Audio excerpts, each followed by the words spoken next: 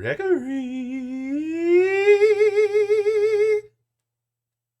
Anthony. Again, you're coming in with the new theatrics every time this Just time. mixing it You up, don't want to keep man. it normal. Mixing it Yeah. up.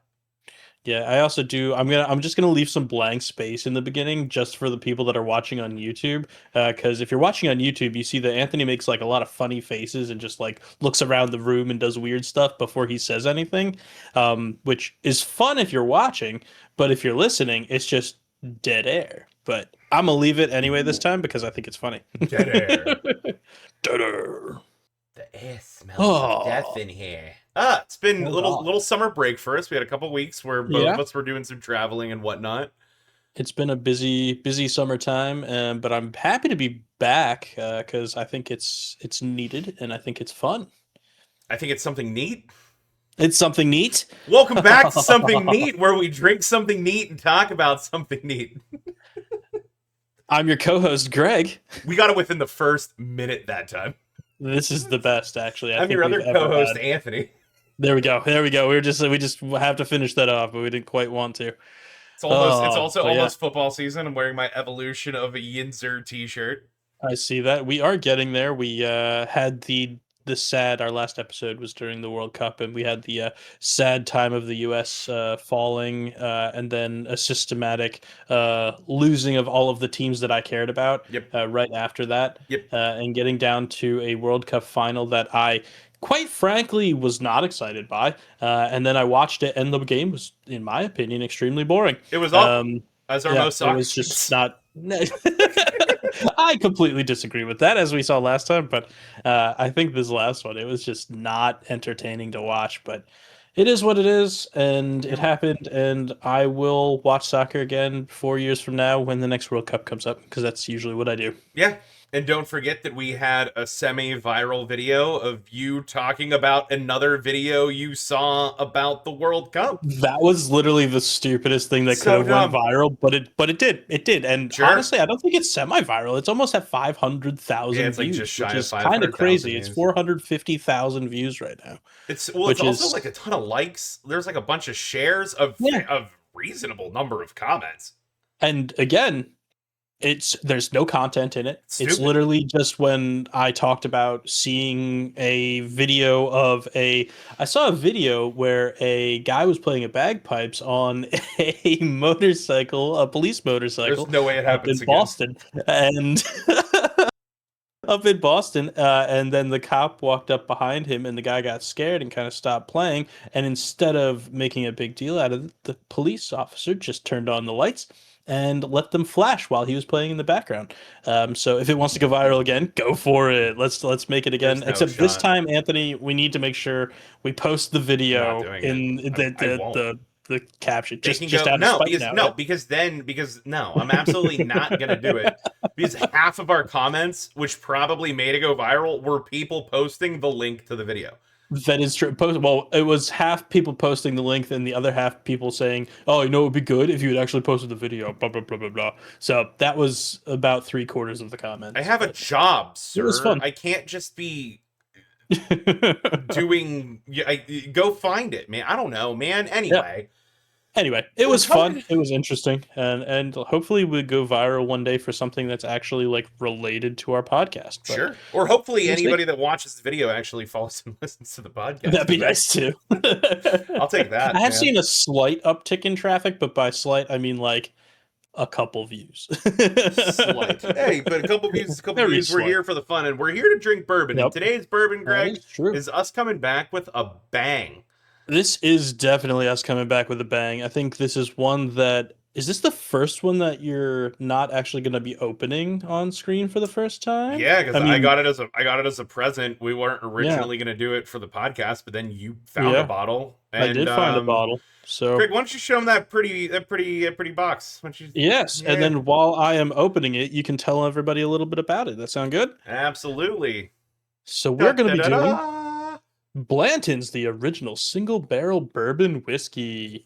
And mine came in a fun little box that I found at my liquor store. They actually got this for MSRP, and it's kind of rare and surprising to be able to do that. So let's pop it open and see what you get. If you take that apart, so like you said, it says right there on the box, Blanton's the original quote unquote single barrel, and Blanton's really is what when we think of single barrel bourbons and we think of the idea of not blending, because whiskeys were blended.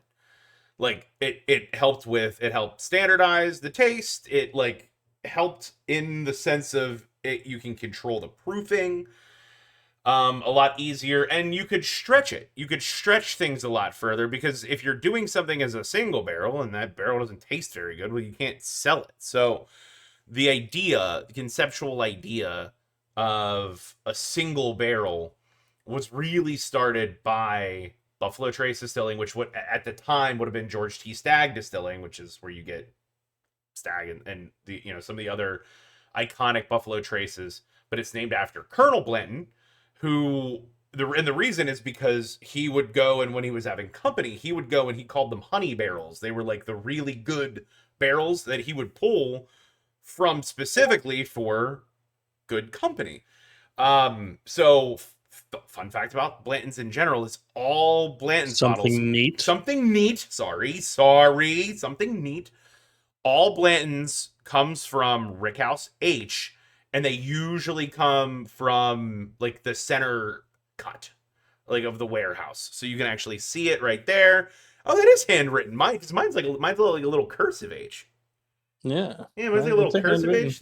I couldn't tell if they made it look handwritten or not. I don't know, because I was thinking the same thing, because some of the things on here look handwritten, but then other things look like they're just like made to look. No, it's definitely with Sharpie on mine. Like, if you look at it in the light, you can see it's with. I mean, mine is like for sure like a Bic, and like the 5 like cuts out a little bit. Anyway, what Rick number is yours from?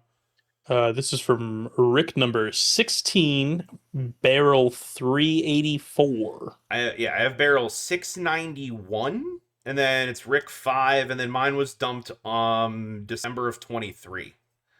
Mine was May of 26, obviously, because I got this recently here. Yep. And this is registered bottle number 14. So that's fun. I don't have a red. Where do you see? It's off to the side. It's like all of the other stuff is back here. Yeah. And if you twist it to the front, it'll say this is registered bottle number. Yep. 63 for me. 63. Okay.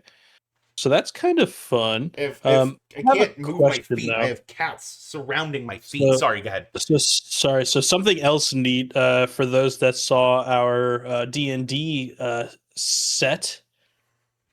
It comes with a dice bag. It does come with a dice bag. This is going to be the best dice bag that I have, I think. Yeah. I'm sure there are people that think it's sacrilegious for me to use this as a dice bag, but I'm going to. As my disdain for Canadian whiskey grows, I realize that I would, if I really wanted to or needed to, I would buy a bottle of Crown Royal, put all my dice in the bag, and then give away the bottle of Crown Royal. That sounds legitimate to me. Yeah. Yeah. So and it comes with a little tag, little hanging tag with the stuff on it. And mine had the little hanging tag. My question is, do these little weird feet thing, do we use this to open the bottle? That rips off? Yeah, that rips the wax. Okay, all right. That's what I thought, but I wasn't sure. Wait, what letter did you get? Because we'll let's drink some and then we'll talk about the letters. I got N. Ooh. N is in Nancy. Well, see, here's the good thing: we didn't double up, so now that's good. Yeah, so now we don't have to buy like 15 bottles each in order to make it work. We can. It's like trading cards. Bro, I'm sorry. Everybody that waxes their bottles needs to do this. Yeah, I know. Why isn't this is so easy? It comes off clean. It's so and then much it better. Looks just nice. And honestly, I'm gonna talk a little bit more about this in the future. But I got this one at MSRP at my local liquor store. Liquor store. Liquor store. Liquor store. You haven't even drank it. You're already talking Kentucky. This is my local liquor store. My local liquor store. Liquor, if she'll let me. But I got this there, so for the right price of, I believe, $70 that this bottle is, or $74, this quality, the bottle itself quality is really good. I don't know why Other places can't do this. Because this is like, I don't even know how much money they even make on. I mean, sure they make money on Blanton's, but I mean, I'm sure they make Buffalo plenty. Trace is like Bland's is Bland's being sold at $70 and relatively ish hard to find, which we'll get into. Is not that's not where they're making their money. They're making their money from Mhm. all the other shit. Ready? Ready? Oh, Yeah, it was yours, pretty. It yeah, was a yours very was a good one. quiet. It Mine was a was, nice pop, but it was quiet. mine was. It smells good. Ooh, I haven't actually had this since I got the bottle, which was like a year Mm. ago, if not more than a year ago. So, fortunately, I don't really. I haven't had Blanton's in a while. So, good. Luckily, I'm not gonna have any sort of Yeah, like weird opinions. yeah. I haven't had it in a long time either. It usually gets touted as like one of the best. Yeah. Um, but We also have we to shall see. remember we've been down this road before too, where these are single barrels a few years apart. There's a chance these taste not even close to the same. So Completely different. There's a chance, but um, wow, it's not ethanol at all. I just poured it.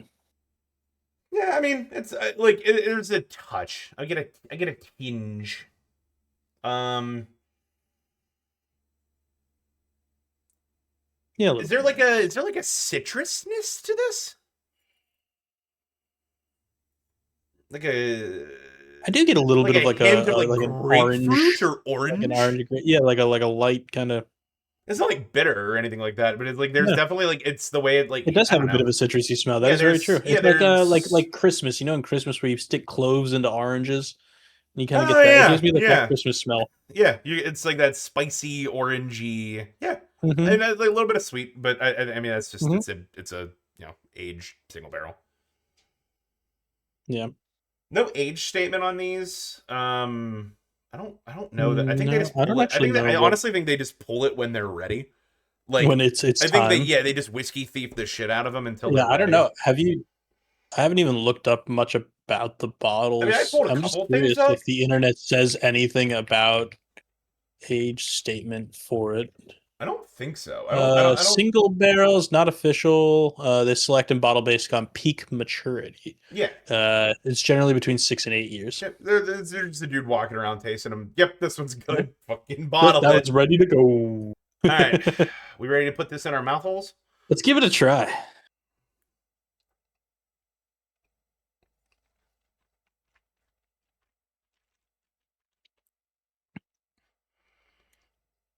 That's not bad. That's good. That's That's pretty good. good.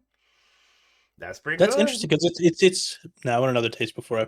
Yeah, I mean it's 93 proof, so you got to get the first taste down, get your palate acclimatized. Acclimatized. Acclimated. Got to keep them Yeah. acclimated.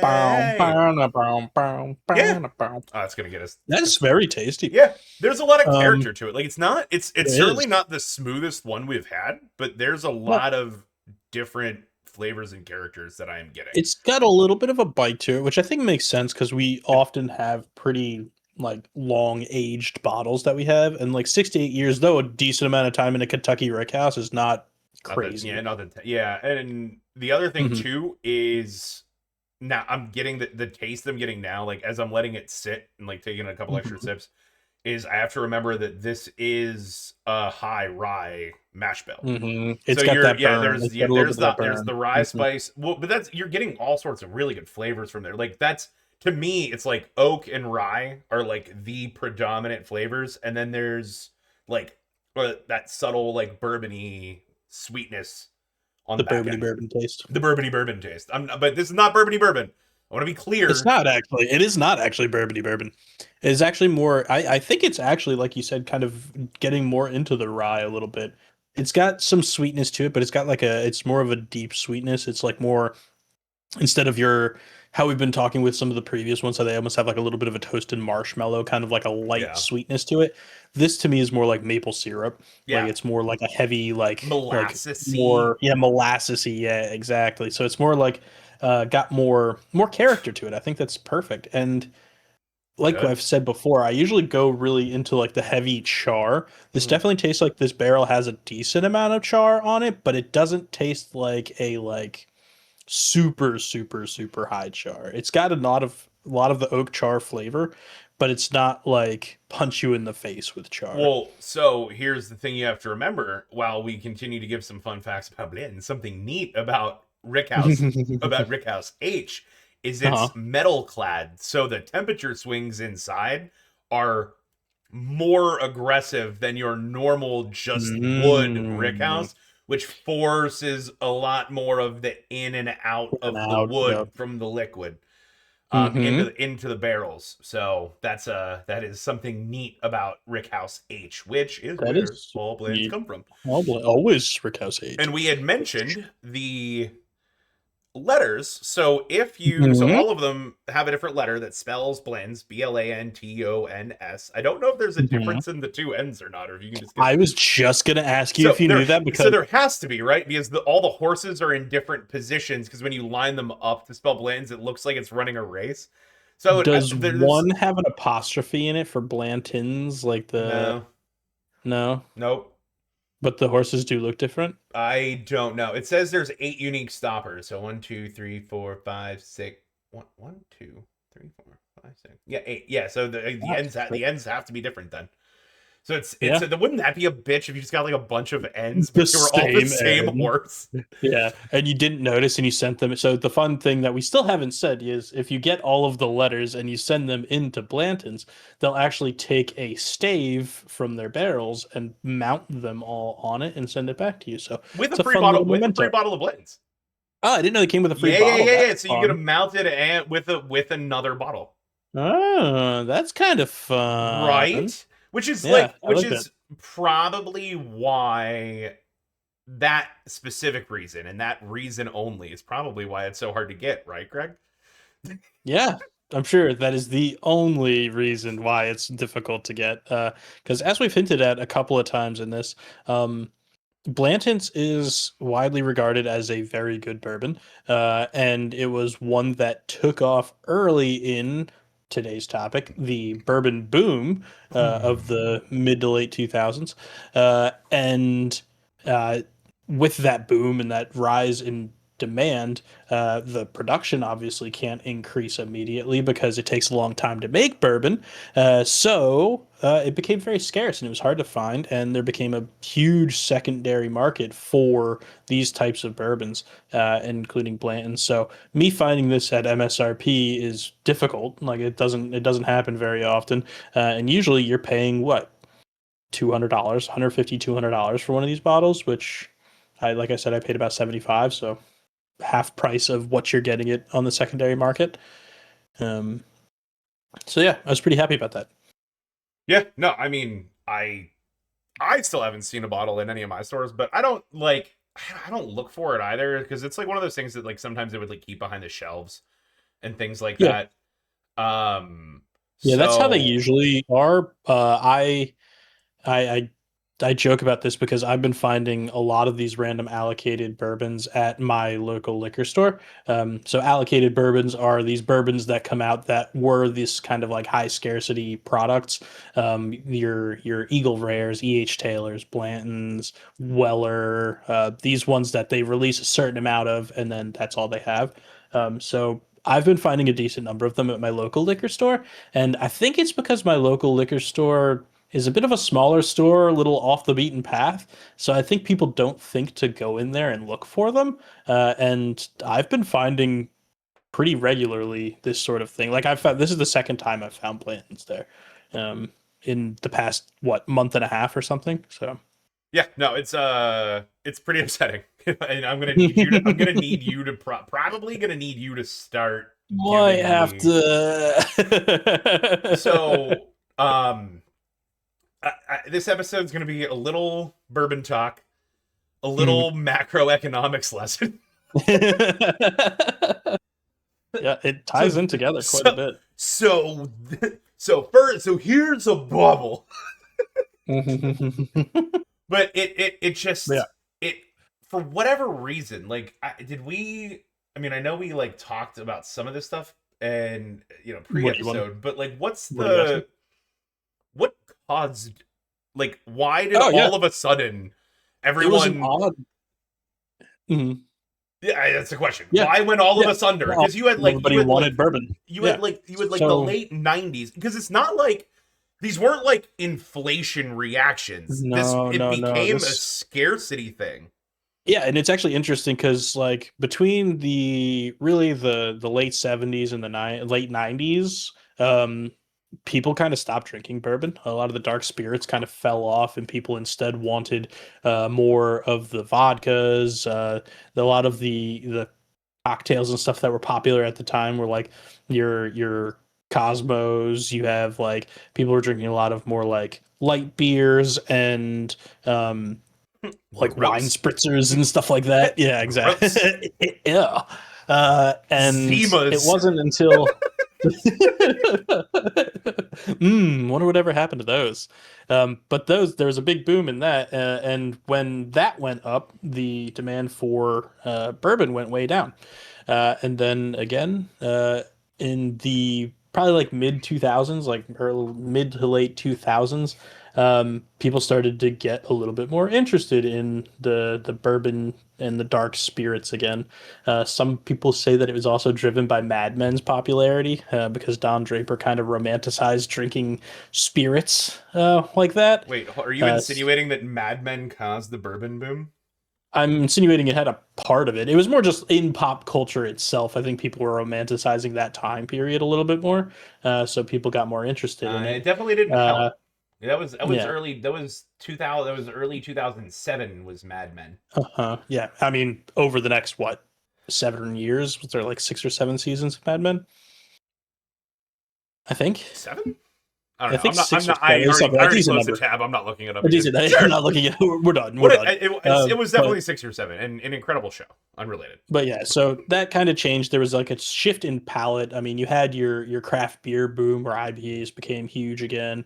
You had the bourbon resurgence. People really started liking like the speakeasy bars and that kind of mystique around drinking cocktails and things.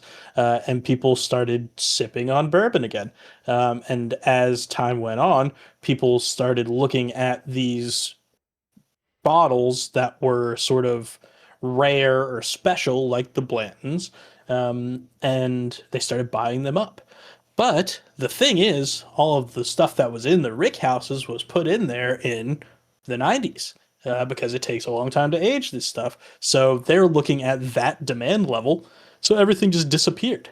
So it made the bourbon boom, and it made it so that people were looking for these bottles, and then they became hard to find, so people want them even more, and then people started paying exorbitant prices for them, and building like amassing these huge collections of bourbon that were like huge, and people were very interested in it. So Yep. that's really what the bourbon boom was, and it was like that, and still right now the bourbon market is one of the highest it's been ever. Yeah. I mean, So, it's coming back to earth, but that's because demand from the 2010s and the hmm late, like, the your 2020s, because like hmm peak bourbon boom was like 14 to 18.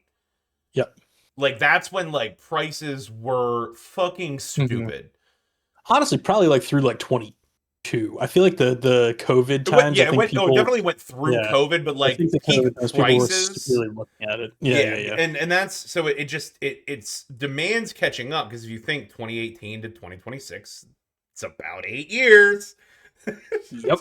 So we're So, catching up with what we were making to try to catch up with that demand. yeah, and So, the thing is, people were buying these bottles at crazy prices, thinking that that value would hold and they would be able to hmm resell them, hmm which is literally what makes it a bubble, because now you have these people. I have friends, I have a few friends that like he like showed me like pictures and stuff. hmm I mean, I think he did it to be more of a collector, and some of the hmm rare ones are always going to be rare. Like, hmm there are some of these that are rare because the distilleries don't make a lot of them, and they're never going to make a lot of them.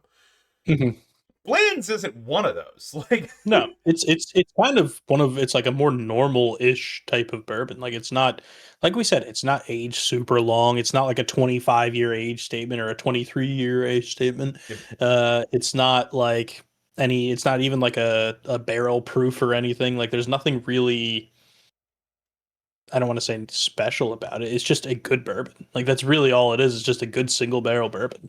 yep. And But the it's okay, sorry. that's it. That's it. Yeah, I was gonna say the other thing that's really, and so like the hook rye, the double hook Mhm. rye that we did, Yeah. um to some extent. Did we do Widow Jane in an episode yet?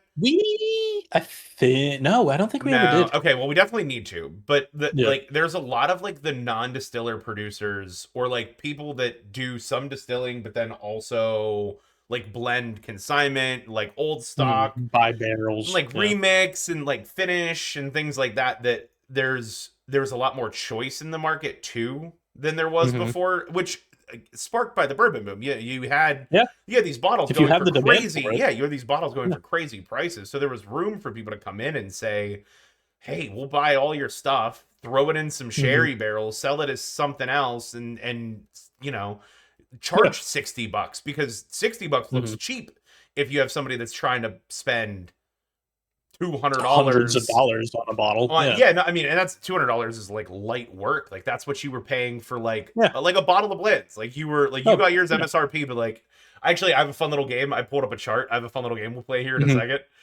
Uh-huh. And so don't look on the notes sheet because I put it on there. So Okay. Okay. don't Okay. look at the Okay. bottom I of the won't look. notes sheet. I won't look at the notes. But there's what I wanted to bring up is this is obviously not the first time. Everybody's heard of like an Mhm. economic bubble. But are you, Greg? And I wanted to tell this story during the Bourbon Boom episode because you never heard of it. And it's like such a great, funny, totally stupid story. Have you Okay. ever heard of the tulip boom or the tulip bubble? The tulip bubble. Does Also this have known something to as do with tulip mania.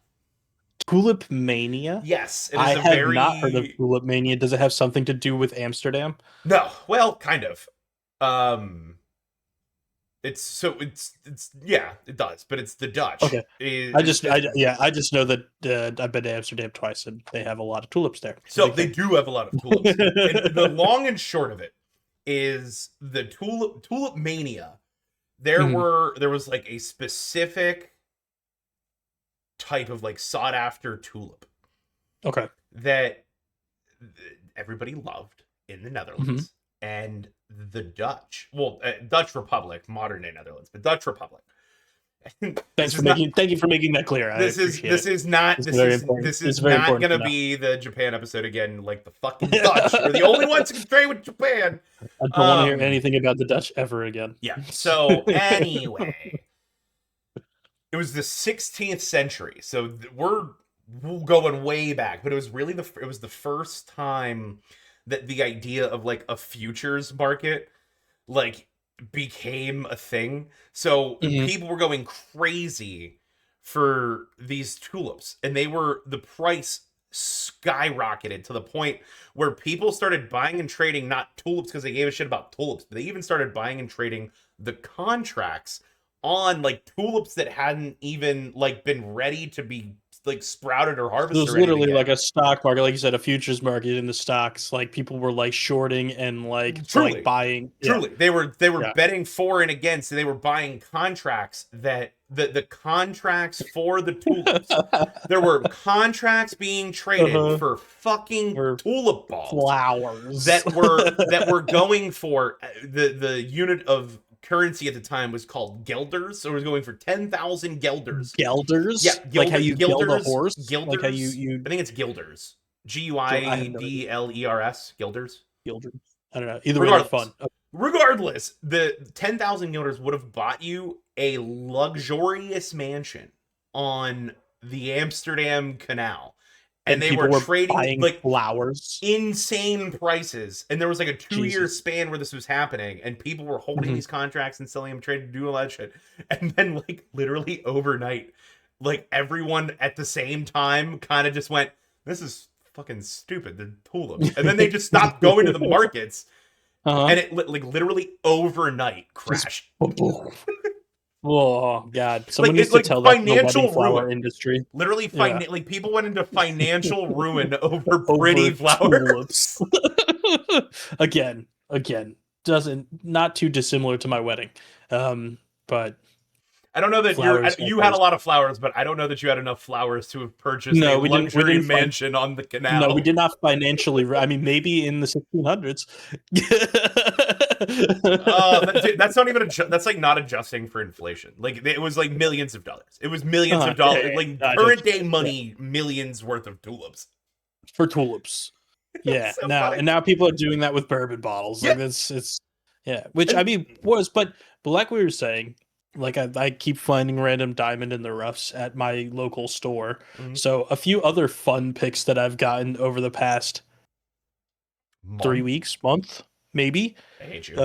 Came across a bottle of E.H. Taylor small batch. Can't. I haven't found it. Again, Haven't found any of those. not not Also a Buffalo Trace product. Fun yeah, fact. also Buffalo Trace product. Another one that's pretty hard to find. And then I also Usually, just hopefully this not. past week just got a bottle of Eagle Rare 10. Not Eagle the Rare. nicest bottle of Eagle Rare in the Okay. world, but again, one and these are all MSRP. This was a $50 bottle. You know what the thing is? You know what it is? I think that like the state stores distribute them around, but Pittsburgh, it's Mhm. harder to get because the bars buy them up so quick because there's so many more Oh, really? bars over here. I would assume, I would think Maybe. so, because like I Yeah. can get any of those. Like if I go to like a good bourbon bar, I can get those, hmm but I Yeah. can't get a bottle of them from the state store. From the state. Yeah, Not because I any get not any of those the ones near me. and then I also just this past weekend just picked up a couple bottles of Buffalo Trace because they just had like a whole stack of them. Yeah, Buffalo Like, Trace is pretty good. they're pretty. I think that one's a little bit easier to Yeah, find. The Buffalo kind of Trace like is like basic a Four flagship Roses one. small batch. Yeah, Buffalo Yeah, Trace never really participated in the boom, but like E.H. Taylor, yeah. that was part of that. Like Blanton's Mm-hmm. even. Plantons, yep. But let's Yeah, I think these are yeah, all Buffalo Trace products, aren't they? all three of those are Buffalo Trace products, yeah. Yep. Yeah. Buffalo Anyway, Trace but makes yeah, a shit that's ton of different stuff. they do. And I was also looking like there's some other interesting bottles that Buffalo Trace does put out. Like their Stag is one of their big ones. Yeah. The what is it? What is the full name of The it? George T. Stag. William George T. Stag. Thank you, George T. Stag that they put out. That's hard to get, but apparently it's uh, the same mash bill as the Eagle Rare 10, except it's barrel proof. That sounds right. Uh, something I neat. know it's barrel proof. Yeah. Because I've had it. Maybe I just made that up. I thought I saw that No, somewhere it though. is. Now I'm No, gonna look it up. it's definitely barrel proof. Yeah, I'm just trying to make sure it is the same mash bill because I saw it. It's also like uncut. It's like the whole thing is like uncut, unfiltered, Yeah. barrel proof. It's just barrel to bottle. Like that's the whole vibe. Yep, and that's exact. Yep, it is the same thing. It's Eagle Rare. It's the exact bottle that I have here, just not proof down. Is it the same? The same recipe. Which? Yeah, but which one? So like, because Blanton's is I literally just looked at it. hmm It's mash bill number 2 is Blanton's. This Because one's like number one. yeah, Buffalo Trace has like their mash bills like numbered, and Yeah. then like what you get is based on like your aging and everything else. This one's number one and is the same as the George T. Stag. Yep, that makes sense. Yeah, if it's not broke, don't fix it. Yeah, we got this one and it works good. But because of again the hype with this one, I'm gonna check in mid round. What are your feelings? You still? It's getting. I mean, it gets like most bourbons. It gets better the more you drink it. Yeah, I've got nothing wrong with this one at all. No, it's good. Like I said, it's now that I've had a few sips. Like I'm through the first ounce or so. hmm I'm you get just more of the notes. Like the hmm alcohol part of it kind of works itself away. I like how much the sort of like that char, like that the smoke, if you will, kind of hmm lingers. hmm Because we've had some other ones, like especially like blendeds and like a couple of scotches and the Japanese, like hmm you drink it, you taste it, and then you don't taste it anymore. This sort of sits. Bless you. This sort of sits. Like I think this would be Thank you. really good this would be a really good cigar bourbon because it kind of it clings Yes. to the inside of I your mouth. completely agree. It would be like a fun little play in your taste with this. Yeah. Yep, it clings to the side of your mouth. Hmm. So the game I wanted to play, and I told you not to go down and Ooh. look, Yes. is I'm gonna give you the price of the bottle pre-boom, Okay. and then you're gonna give me your best guess of what it cost peak boom. Peak boom. Okay, This so we're this should talking be like this should 28. be this should be fun. This will be very fun. I'm actually gonna finish the rest that's in this cup. No, I'm not. There's still a decent amount. I'm just gonna Yeah, take a sip. yeah, just a sip, just a sip, just a little sip. I think this is going to be very enlightening for the listeners when we talk about a bubble or boom, because like this is Uh-huh. what people are paying for it. And the problem is, I want to illustrate this before we play the game. It's this is what the people thought they could still sell it for, and a lot of these, not all of them, because like I said, some of them are Mhm. actually still rare, and the market Well, yeah, will there's some dictate. of them that are. I mean, you're always gonna have your Pappy Van Winkles that are like they only release a certain number of bottles every however long they do, and they take Speaking 23 years to age. speaking of Pappy Van Winkle, Oh, let's are we gonna start with start Pappy? let's start with well, I'll give you two different Pappies. So Hmm. let's start with Pappy Van Winkle 15 year. Okay. Pre-boom MSRP shelf price was between $45 and $55. Wow, that's kind of crazy because I have an idea of what Pappy goes for these days. Pappy 15. Uh, Pappy 15, so it's not the crazy what? 200. Peak boom, Greg. Peak boom for Pappy Van Peak Winkle boom. 15. Peak boom. Peak boom. So I didn't peak that boom quite enough. Peak boom. I'm not trying to give anything away, but peak boom. That seems like a lot I'm for a not saying if you $45 were bottle of bourbon. not saying if you were close or Uh, far away. I'm just saying that I just want to make sure We're gonna go to you're 500. We're gonna ratchet way up. okay, cool. 5x that. Five times? Yeah, so $2,500 so for a between 15-year Pappy peak boom Pappy went for anywhere between $1,800 and $2,500. for 15? Yeah. So let's play guess that Oh, let's play jeez. guess that bubble with Pappy Van Winkle 23 pre-boom Oh, shelf because price of $150. oh, geez, because this is what I was thinking. Because I think I remember seeing that this was like a $3,000 bottle, but apparently it's more than that. Um, 4,500. Oh, okay. I figured you would get better at this game as we went on. So anywhere between 3,500 and a little bit over $5,000 is what they were Okay. going for peak That boom. is absolutely ridiculous. Yep. Yep. Oh, yeah. Like I said, I've heard that the Pappy 23 was going around 3K at one point in time. Like I remember, I don't know. Shout out to the show How to Drink, whose host also is named Greg, but he did a blind taste test of a bunch of different bourbons, and one of them was Pappy. And fun fact, I think his favorite one ended up being Larceny, out of the blind taste test. So I thought that was fun. I But just anyway, I just went to look to see if there's any available.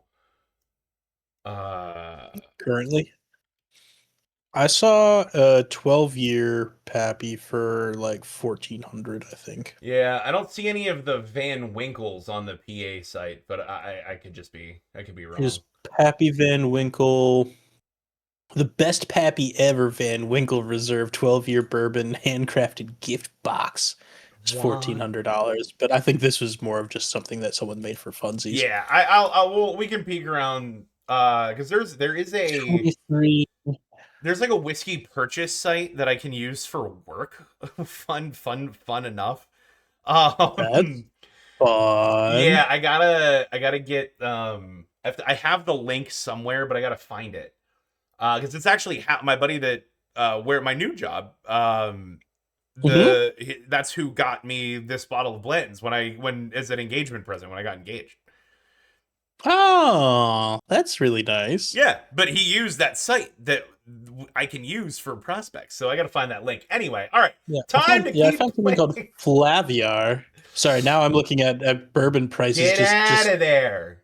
Okay, I have to leave. I'm sorry. I was just curious, but this Blanton's was 115 on this site. That's not too bad. Get out of All there. right, I'm out. I'm out. I'm out. All right, so let's leave the Van Winkle white whale kind of thing because like the Pappies and all the Van Winkles because like Rip Van Winkle is like I'm not gonna put it on. It's not on my list, but I've had it. It's really good. But like for more perspective, like that was $30 and it was going for over 1,000. That's absolutely crazy to Yeah. me. It's like, I mean, that's like literally the which one was it? The Eagle Rare? No. Yeah, I think the Eagle Rare was only like a $40 bottle or something like that. So we're gonna do this in reverse, I think. Okay. I'm gonna give you. So these are the everyday hype slash allocated staples. So these are some other ones. I'm gonna give you the peak boom price. You need to give me the pre-boom price. Okay, we'll try one of these. Let's do it. We're flipping it. Mm-hmm. So here, perfect starter. Henry McKenna 10 heel single barrel. Peak boom $160. That's so funny because I know the MSRP on that is 50, right? 49.99. Pre-boom $30. Pre-boom was $30. Yeah. Because I think I got mine for 50. I think. Let's do Eagle Rare 10. Greg, you should have that. Yeah. Eagle Rare 10. Peak boom $110. I got this one, I believe, for $46.99. I think it was Pre-boom MSRP pricing $25 to $30. I'm gonna let you in on a secret. Most of these are $25 to $30, except Blanton's was $45, and Weller was like $35. Literally nobody wanted bourbon for a long time, which is crazy to think about these days because all these things like if you could have anticipated that previously and got a whole bunch of these bottles pre-boom and then sold them during the boom. I mean, I guess that's literally hindsight's 2020 of pretty much everything in the whole world. If you could ever predict that, if I could go back to 1634 and buy a shit ton of tulips. Buy mad tulips. They call me the flower man. They call me the flower man. Hey, doll, this one blooms red with tinges of orange. This tulip has got 4 lips. All right, yeah. So what is our next one? Come on, more gun game. Gang.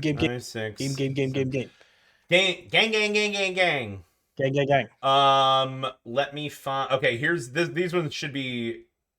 These are the limited edition / modern unicorns. Oh. You know what? You know what's funny is these aren't. Okay. The problem is I don't think you're gonna know these. So no. Well, this one you'll know because you drank it with me. The Old Forester Birthday Bourbon. Oh, we did have birthday. We had birthday on your birthday. No. Small spoiler. This one's actually on my list. This is on your list, yeah. If you could ever get a bottle, So what was this one? So which one? What do you want? Peak no, boom give or me pre-boom? MSRP, and I want to try. MSRP pre-boom $45. $45? Disgusting. Oh, boom! Because it is an annual release. They release it in September. But it's limited because it's only released once a year. Yeah, they only do one run. 1,200. On the nose. Look at you go. Really? Greg. Yeah. Well, 8th is 1,200, but I'm giving you the high end of both. So yeah. Yeah, that was just a complete. That's crazy though. $1,200 for like my problem is I will never pay these prices for a bottle of bourbon. I will only buy them if I see it at my liquor store. Like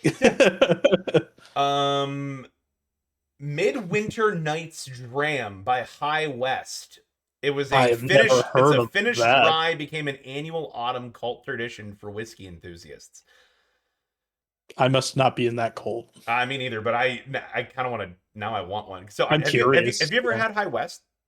I've never even heard of High West. It's a tech. I'm pretty sure it's out of Texas. 90 98% sure that it's out of Texas. I have several bottles on my shelf.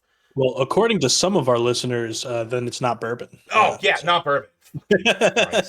So I have to argue with any more you dumb fucks on the goddamn it. Anyway, High West, $65 to $75. So $75 for For Midwinter's Night MSRP. Dram MSRP. 75? Midwinter's Night Dram Yep. became a cult classic. We're gonna go with $900. 350. Much tighter window on this one. Oh wow, that one was not that bad. That one only Yeah, doubled. I would be willing. I bet you it's probably because it's like an annual release. I'm guessing it probably sits in like that Old Forester birthday realm where it's probably like 100 and something. I wonder what is it? What does an Old Forester birthday go for? Well, didn't we just look at it? Wasn't it 1200? No. That's peak boom. Oh, you mean current? Yeah, I mean currently, what can I get a Yeah. bottle of Old Forester birthday for? I don't know I don't why. know. I don't know why the fuck I'm looking on PA Wines and Spirits. I know for a fact that they don't have a bottle of it. It's not gonna be in there. Yeah. Old Forester birthday. I bet you some years are better than others.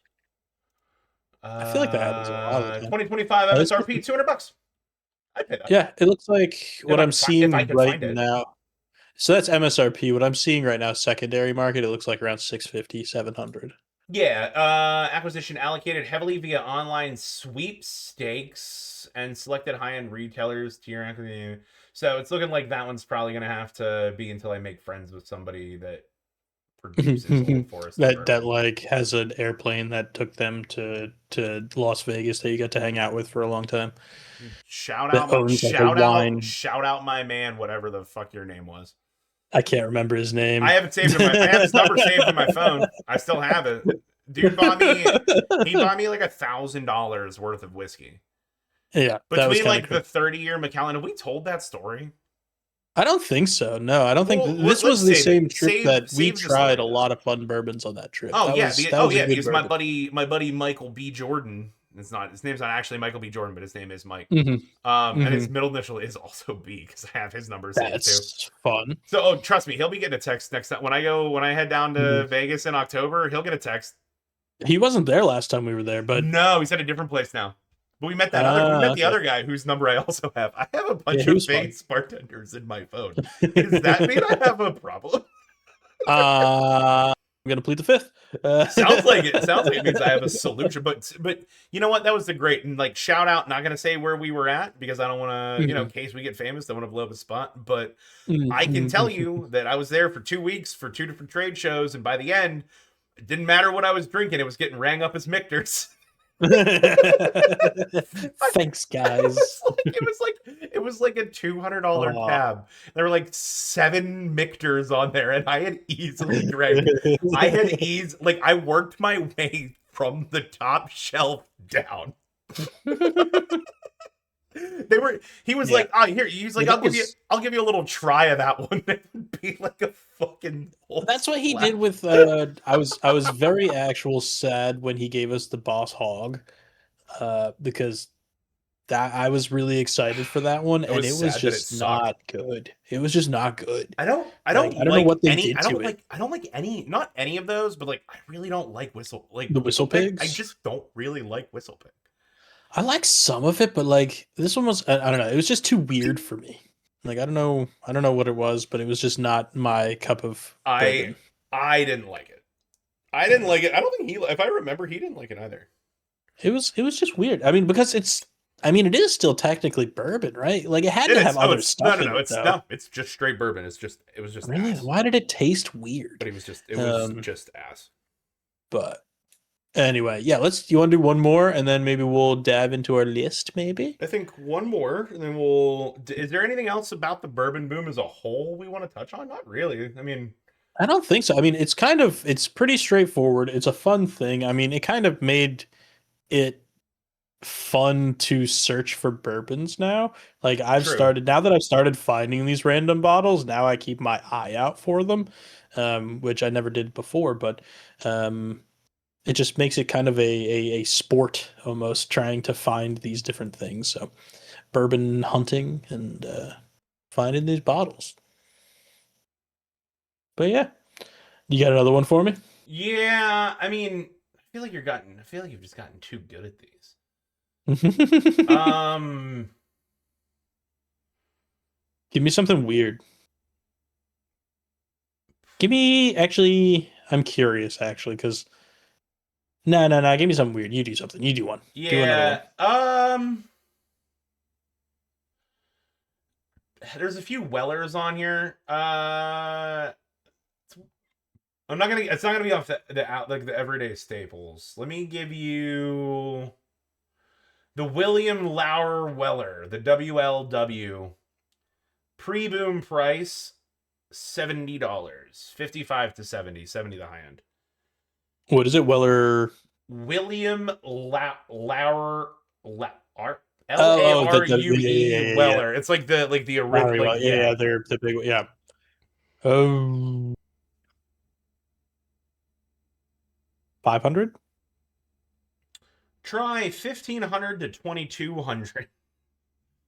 All right, that's surprising because I think the other ones that are really high are ones that I have definitely like Heard of. I don't want to say heard of, but like have heard of and know of Yeah, them. have like the age This one, statements. I mean, I know obviously about Weller, but I don't know it in very deep terms. But I like Weller. I always like Weller's. I actually had a shot at. I could have got a couple bottles of Weller when I was in Delaware, and I just didn't grab them because it's like I think Weller's good. that's that's one thing I don't think I've ever had Weller before. They don't fit very well on my shelf because they're so wide at the base. So I almost don't. So I just don't get So I almost like them. so I just don't get them. Just really judging based on barrel dimensions or bottle Well, dimensions. because like I want them. I want them to sit nice on the shelf. Yeah, they just look pretty. I Yeah. still love that. I still like and that Glen Alecky sherry matured single barrel that I spent way too much money on takes up a lot of real estate.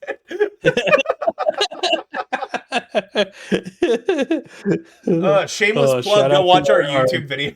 yes, yeah. Go look, watch our video we did like 2 years ago where we went visited Total Wine and More in Delaware, and just like walked around and looked at drinks that we cannot possibly afford. And then Anthony bought a bunch of them. But yeah. I bought a couple. I'm not even mad about it. It's so fucking good. But all right, do we want to dive into? We were kind of thinking about to finish this off. It would be fun to go through three bottles that we would really like to find. Yep. That we think would be cool to actually be able to buy a bottle of. Like I said, I don't think I will ever buy anything at the inflated prices, so I would have to get these at MSRP. And yeah, I'm happy. Do you want me to kick it off with my three and then you do your three? Nah, let's go back and forth, and I'll do mine. Okay. I'll do one of mine first, just because I kind of already alluded to it slash said it outright.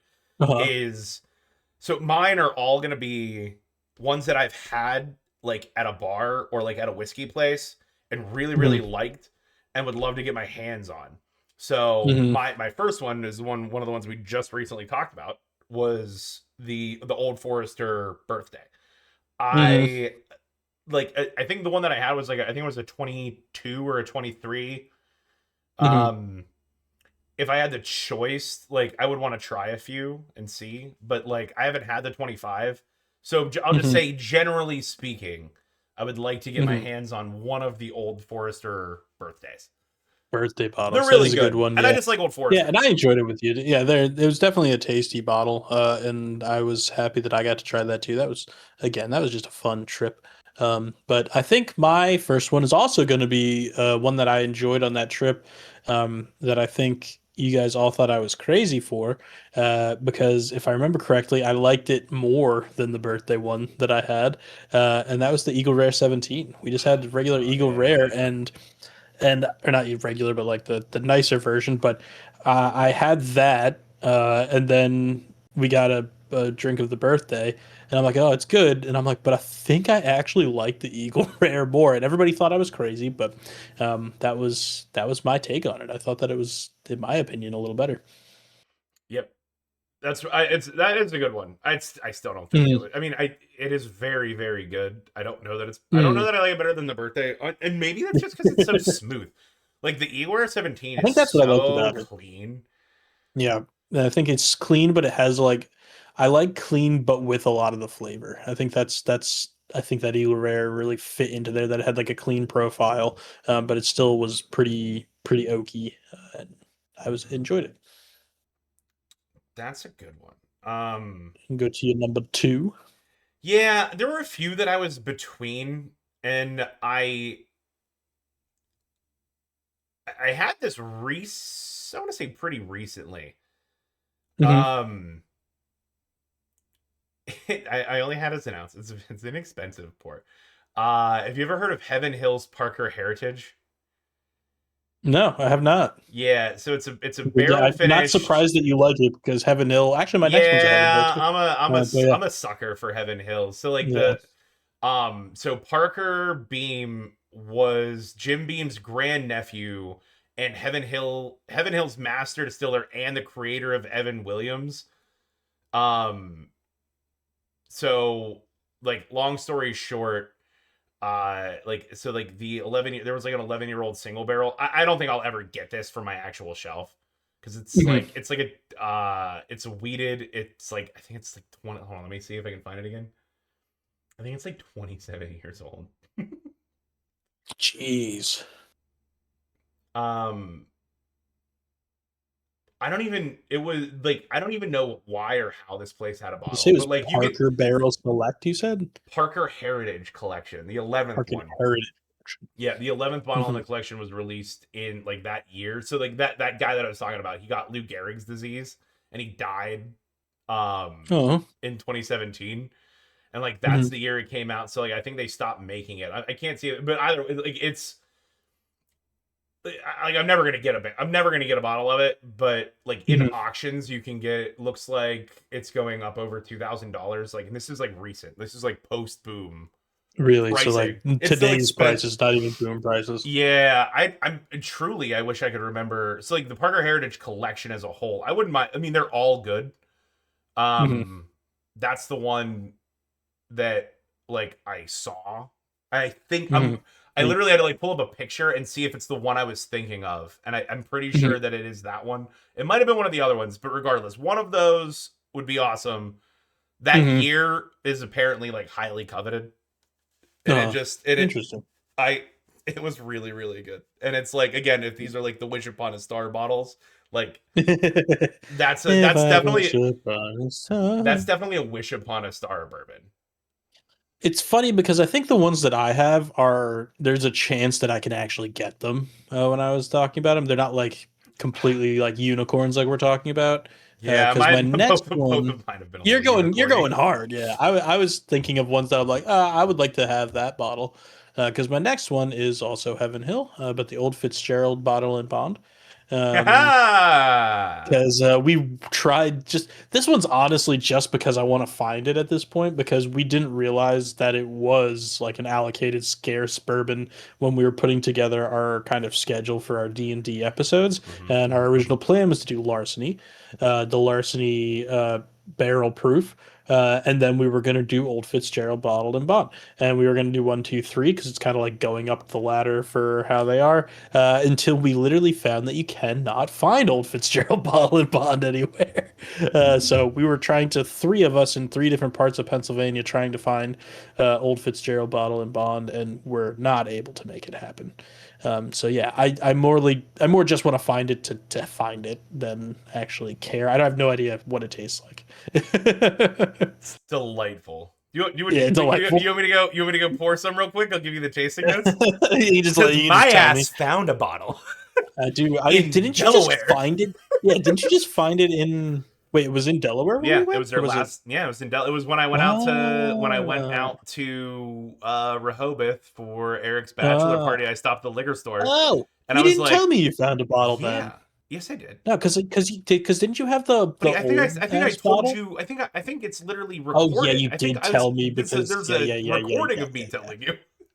I think you're right. I think you did tell me. But yeah, don't you also have that like old ass bottle that was like Hmm. found in like someone's basement or something? Yeah, and my one, I showed Yeah. it to the buddy I was talking about that bought all of his like bourbon boom bottles, and I need to go up to Uh-huh. his house and drink some bourbon. He lives in Connecticut. I need to go drink all this bourbon. Um, he was helping me find it, Apparently it's worth like 600 or 700 bucks, like aftermarket. Really? I'm not gonna sell it. Wow. I'm absolutely gonna drink it. Yeah, no, it's So, yours now. well, for when you come out, when we're getting ready for the wedding, we can open that bottle, and then we'll open the Ardent American Inverness limited release Scotch that I. Mm, Oh, we should record. We should do an episode of the podcast where we just record us getting ready for the wedding. that is hilarious. If we can actually ever make an in-person episode happen, I No, think it'll be very we're gonna fun. be we'll be down in the basement. I'll just put the camera over facing that way, and I'll just hit Yeah, record, and we can cut it later. and we just see what happens. Or I'll just take the whole video and drag it into Opus clips and just let it clip it. Like we won't even release an episode. We'll just release clips. Oh, Oh, just the behind the scenes clip. Becca would kill me. Yeah, she wouldn't know until after. I know. They were married. She can't do anything She about wouldn't it. even know. She can't She's do shit and about also it. she also wouldn't know anything about it until after the wedding. So Yeah. like, Anyway, my last barrel. I was between two, so I'm gonna mention two, but like it's really just one. So yeah. it's really hard to find. This is one of my actually achievable ones though. Is the Russell Reserve 13. So everyone knows Russell Reserve 10. I love Russell Reserve 10. 13 is so good. But occasionally I have at different various whiskey. Oh, you know what? It was at Acacia. That's where I had that that Parker Heritage. Acacia? Yeah, in Southside. I'm pretty sure that's where it was. Oh. Because they have a bunch So of random ass bottles. My buddy was in the fraternity Acacia, and I'm like, I don't think I ever brought you with me no, I did bring you with you and me when I visited the one time. Yep. But yeah. Anyway, Acacia, the bar. I was confused. Anyway, Yeah, yeah, I thought Acacia, that he had it there, and I'm like, there's no way they speakeasy. had that there. No, it's like a speakeasy. It's like a speakeasy style cocktail bar, but they have really good bourbon selection. I think that's where I had that one, but it's definitely where I had the Russell 13. And they have their Rick House collection. So like, they have like various Rick Houses that they'll like pull bottles from and like do like limited releases from. So it'll be like Rick House C or whatever. Those ones are also pretty good, but the Russell's 13 is so good. I would love to find a bottle of it. It's delicious. Yeah. It's hard to find. I've literally never seen one on the shelf, and if I see one on the shelf, I don't know that I've even had Russell's 10. Now that I'm thinking about it, you have. I have. Yeah. I've brought it to you. Yeah, probably have. But yeah, they call Russell's 10 poor man's Blantons. Poor man. When it was hard to find, I do think I remember that. When it was when it was really hard to find blends, a lot of people were drinking like the Russell 10 because it's not the same, obviously, but there's pretty similar characteristics. But yeah, I think my third, again, another one that I think is pretty easy to find, but it goes with the, by easy to find, I mean it's possible to find, I should say. It goes with the I really enjoy weeded bourbons quite a bit. You do like weeded bourbons. And the Weller Antique 107. I think that's one that is up on my list of supposedly a very good weeded bourbon. But I don't think I've ever had any of the Wellers. And I'm honestly just curious more than anything because I want to see what an elevated like weeded bourbon really is. So that's really like my biggest interest in it is it was more that it's a weeded bourbon than anything else. Will Wheaton. Wheated bourbon. Wheated. Cool. Whip. Why are you pronouncing the H like that? Like, I don't know what you're talking about. Like what? Whip. Like what? Say cool. Cool. Say bourbon. Say wheated. But yeah, those are my three. I think Solid. mine are actually possible. Yours are achievable. I think I could make this actually happen. I think yours are much less achievable. Think about it. What if this episode goes viral again and somebody decides they want to send me one? Oh, that just might want to send you. Might want to send me a Old Forester birthday, or perhaps the $2,000 bottle of Heritage. Thank you, whoever you are, our benefactor. Yeah, can one of the 455,000 people that watched our one dumbass TikTok video, please, for the love of Christ, send me a bottle of Parker Heritage. Parker's Heritage I'd be Collection happy if 11 you just year. listen. I'd be happy if you guys just watched like one of our episodes of our podcast. Yeah, the one actually, you know what? But So I found where I had pulled it up to see if it was the picture I thought. I don't there. So there's like a bunch of those that are like the Parker's Heritage Collection. There's like a bunch of them, but like the 11 Mhm. year is the one that people really like because it's like the year he died.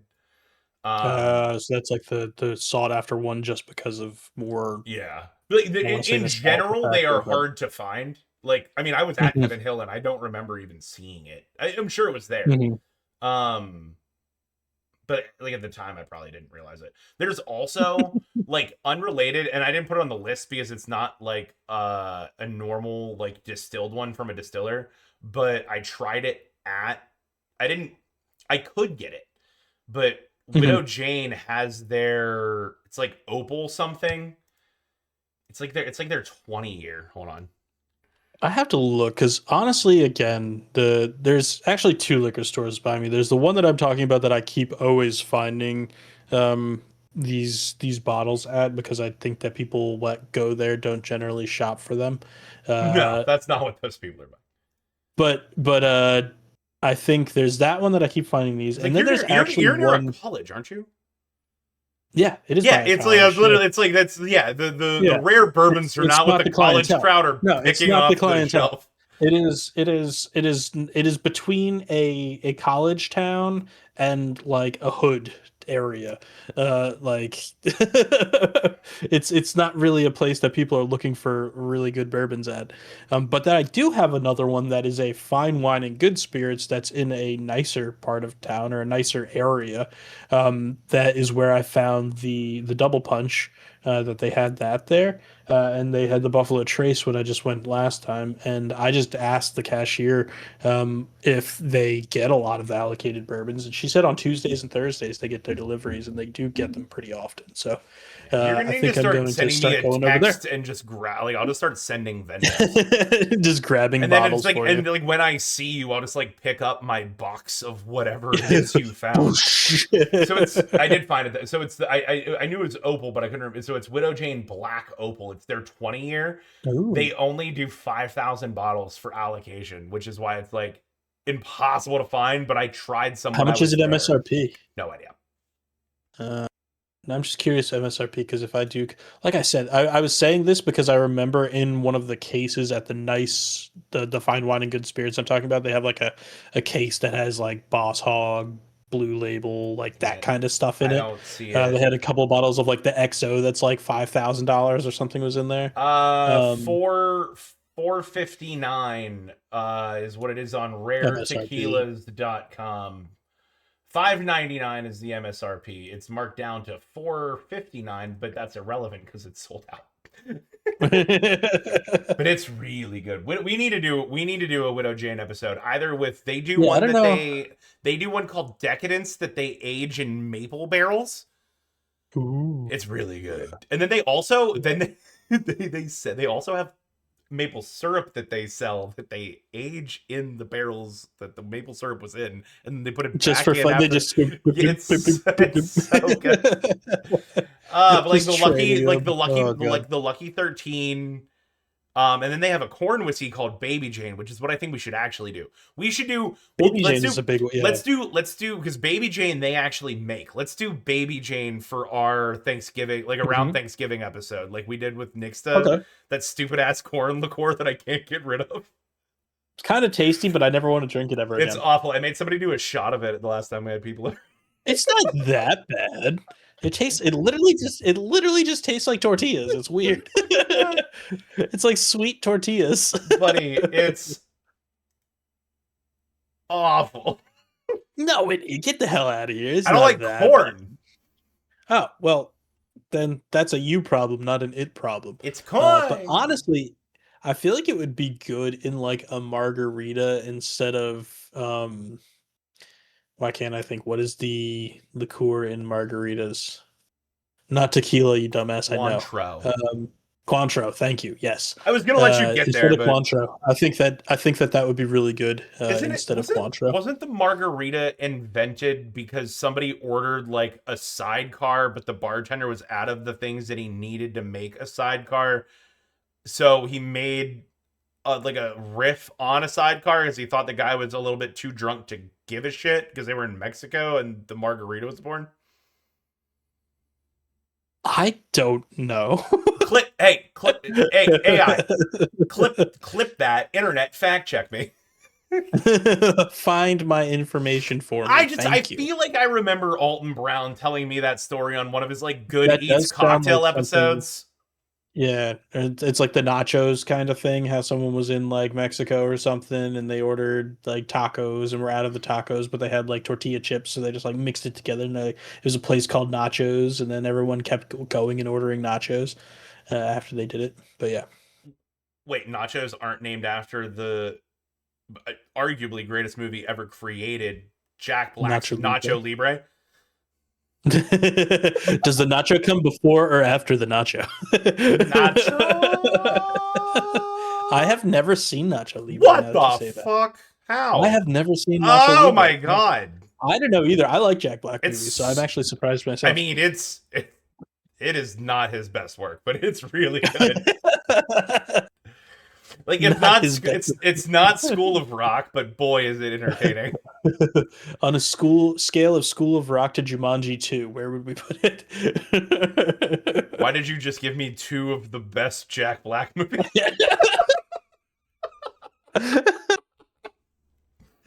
Why is that's such a wide scale? You're such a narrow just scale. hated I just hated on Jumanji too hard without seeing it because I don't think anybody saw it. So I don't think it was good. Buddy, I didn't even remember. What was the one that he did with The Rock where they like went into the game? And, oh my god, Jumanji 2. Jumanji. They did Wait, you Jumanji and then they did a sequel to it. Jumanji 2 and then Jumanji 2 2? No, Jumanji well, 2 no, also? they did a Jumanji remake and then a Jumanji 2 after the Jumanji remake. 2 WO200? Jumanji 2 also? 2 2. On that note, dude. Wait, Let me hold on. I was share going to say fun one. Wait, episode. hold on. I had one other thing. Oh, right. Did you know that Oh, we have Caesar to do final salad? tasting notes. Yeah, we absolutely do. But did you know that Caesar salads were also invented in Mexico? We've actually already talked about this on an episode, which No, is we fun. didn't. Yes, we did. I was drunk. Or we did after an episode or something, because we definitely chatted about it not long ago. Was I And I'm drunk? going to give myself a splash more Blanton. Yeah, I just put a teeny bit. I put a teeny little bit of splash back in there. Because I was about to sign us off, and we haven't done final tastings or rankings or anything fun like that. Nah, we got to do the final tastings. Let me pull up the rankings list. The last one we did again was a little bit ago, but it was the Evan Williams 1783. Which That was the last. That was the last time that you and I were like even a little bit close. Yeah, Like I had that at 7.8, you had that at 7.6, and that was like that was. We have been bouncing around, which is kind of weird because I feel like we tend to have similar palettes most of the time, but we've been bouncing around a lot. The first few that we did, we were right on the same line, and then we went. It was really that, you know what it was? You know what threw off our palate was those dog shit Irish whiskeys that's still on our that changed everything we're never actually everything after those Irish whiskeys. We've been so much further off until the Evan Williams 1783, which I know that you've been sipping on regularly because it is wonderful. I have been. It is really good. I can't believe that was a $20 bottle. I still cannot get over that being a 20. Like it's insane how good that is. Evan Williams is such a good product. I had just a little bit right before this episode, just have a little bit of a drink before we get into it. And I had Buffalo Trace a couple of times this week, and it is, I believe, significantly better than Buffalo Trace. It's just better. It's a decent amount better. Hold on. But I think I know where I want to put this. Tell the people something really quick. Well, I need a splash of the 1783.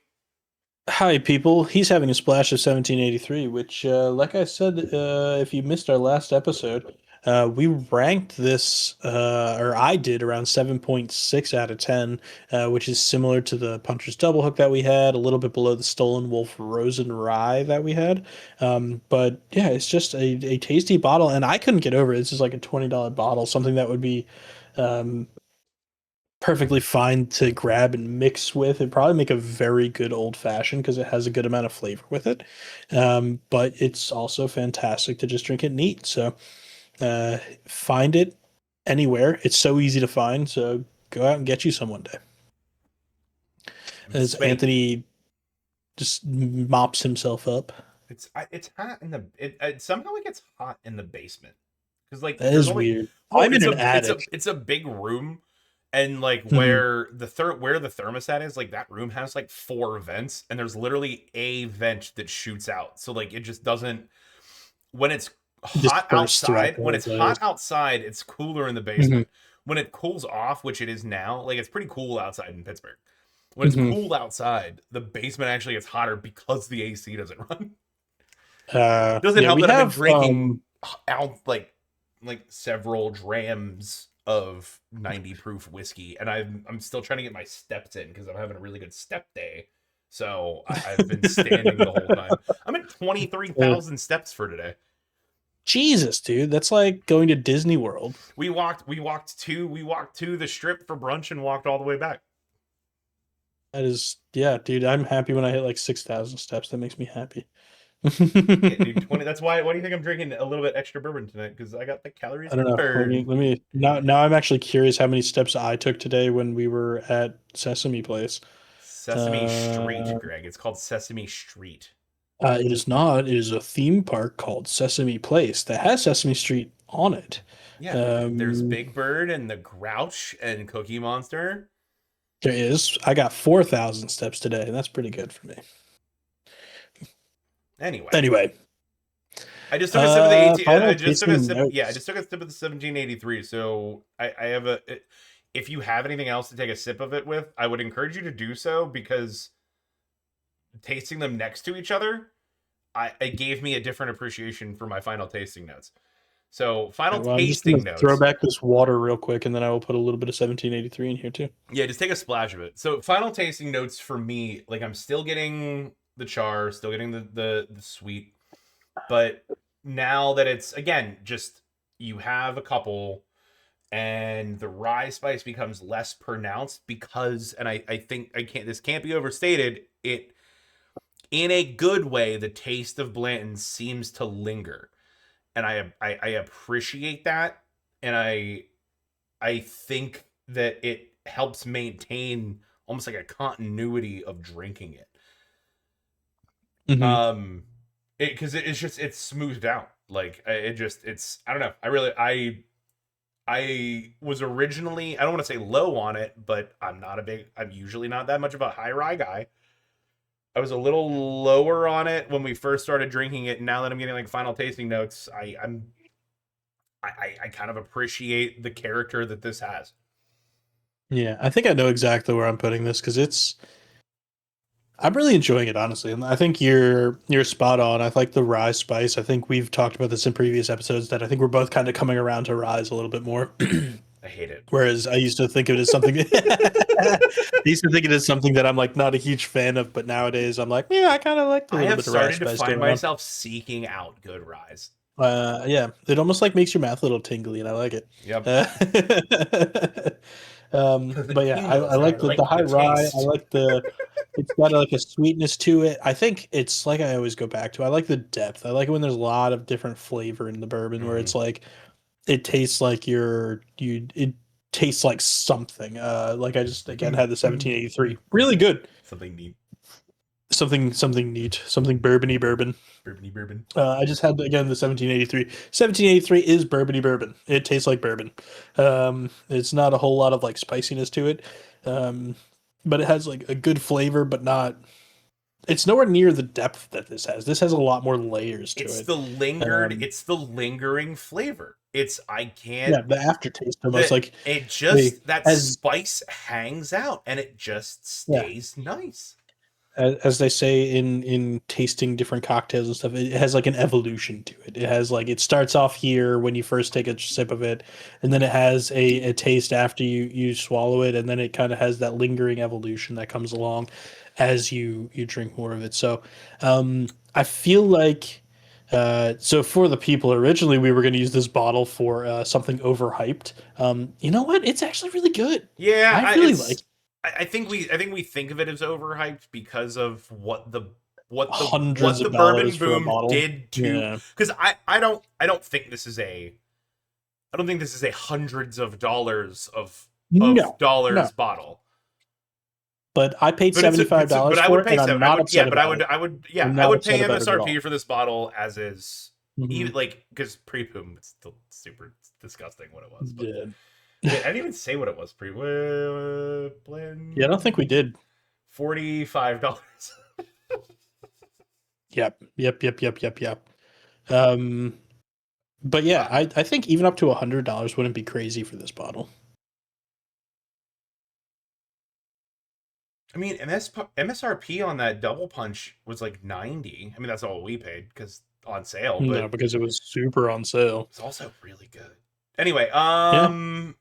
actually, I But think yeah, I think I know where I'm this putting is it. like, yeah, I'm pretty sure I know where I'm gonna put this too. Yeah, I don't know if it's going to be, I don't know if we're going to be the same, but I think I know where I'm at. I On three? wait, Waiting. wait. I'm not going to make the mistake I do all the time of trying a bunch of things right next to each other at the end. So I drink like three more drinks of bourbon right before I go to bed. And it always has poor effects on me in the morning. So, Poor effects on my health. um, Um,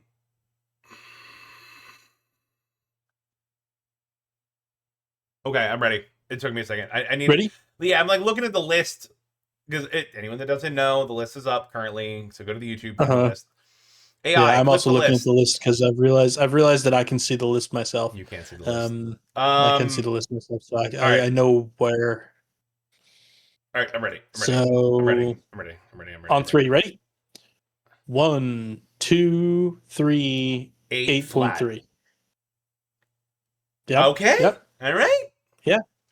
I think so. You gave it A flat, so you put it right at Punch's double hook. Yeah. It just, to I think me, I put it a little it's higher. so similar. I don't want to say similar. It's just like, I still like Henry McKenna 10 is still just, every time I do the thing where I go and try it, I'm like, nah, fuck you. It's just Mhm. better.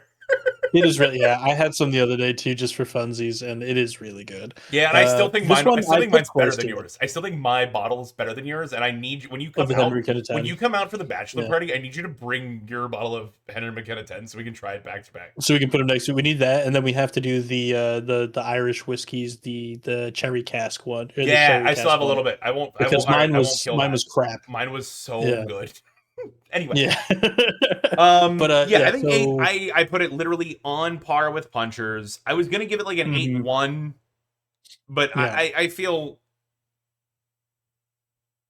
because I think it's a little better than it's a little Punchers better. I'm personally, gonna, you know what? because I'm I changing. think 8-1. 8-1 was my because original I think thought. First Punchers thought, is best thought. good, but this has more bourbon character to it too. So it has a little bit more of the sweetness to it, has a little bit more of the char to it, and I think it just has a little bit more again of the kind of character development of flavors as it goes through. So that's why I put it higher. I was having trouble. I put it above the Stolen Wolf Frozen. Because I really enjoyed that one, but I'm like, I think it's a tad better. And then my next one is the Henry McKenna 10. And I was like, it's not going over that. No. So I think 8.3 Yep. is exactly where it nestles in. I'm gonna jump mine to 8-1 and put it, A1? nestle Yeah. it. Yeah, just because I want to put some respect on the fact that it is a single barrel. So like Punchers was delicious, Hmm. but it's not only is it blended of multiple barrels, but it's blended of multiple ages of rye. So like Yeah. they're it should be good. They get multiple tries at making it that They get to make it premium. exactly how they Yeah, they want get it. multiple Yeah. tries of making it that premium product. I think putting some respect on the This fact that is, it is a single barrel. They label it by hand clearly yeah. because like that's definitely written differently. So like by hand Yeah. labeled. Yeah. So I'm gonna go 8-1 officially. You're going 8-3. Hmm. And I think for our list, I think that's where it belongs. I don't think we're overhyping it. Yeah. I mean, the No, thing I think is, that is correct. I bet you if we were to take like all of these, you know, we should do that. We should commit.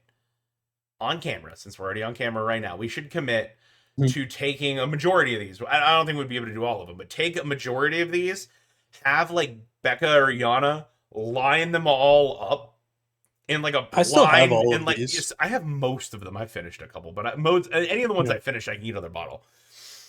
Mhm. Line them up blind and move them We have to around, put them move them in there. around, Ooh. Ooh. and put them in order and see how close. We It should do is that to like interesting. we should like end of the season. We should figure out how many episodes we want to do to like end the season, and Uh-huh. then do Yeah, I like that. that idea a lot. I think that would be a really fun episode and like get together and do that. Um, yeah, I think that'd be Because if fun. I You don't have guys it, should, well, that's honestly, the you thing. If guys I should don't have it, come. you have it. Yeah, I was gonna say you guys should come out here Oh, we're and gonna. we should Oh, do it. we need to. Okay, we might actually Oh have a yeah, really good opportunity to yeah, do this. yeah, We don't yeah. need to do this on camera. I know when we might do Wait, sorry. this. I'm gonna give myself a splash more to cheers you because it's bad luck to cheers an empty Can't, yeah, glass. can't cheers in empty glass. Uh, Tragic. And then, sir, I'm gonna have to say this episode has been So fun. fun. This has been a great one. I think that we should stick with this, get a little bit more back into our formulaicness of our episodes a little bit more, and not go for 2 hours. You're a formulaic. Anyway, sir. Cheers.